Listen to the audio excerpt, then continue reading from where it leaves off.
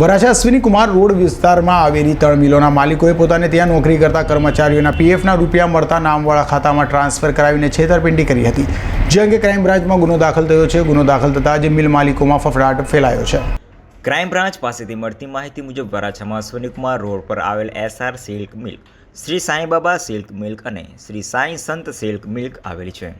વર્ષ 2016-17 પહેલાં PF account ખોલાવવા માટે કેવાયસી ડોક્યુમેન્ટની કે બેંક એકાઉન્ટની જરૂર ન હતી। ત્યારબાદ કર્મચારી પીએફના રૂપિયા ઉપાડવા આવે ત્યારે ફોર્મમાં બેંક એકાઉન્ટની જરૂર રહેતી હતી।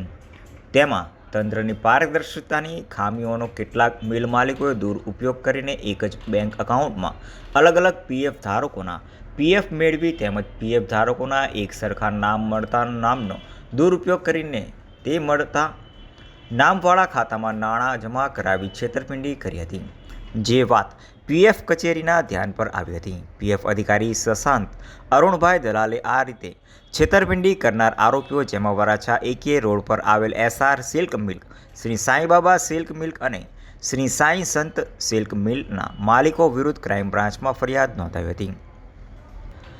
ત્રણેય મિલના માલિકોએ 155 કર્મચારીઓની અરજી પીએફના રૂપિયા ઉપાડવા માટે કરી હતી।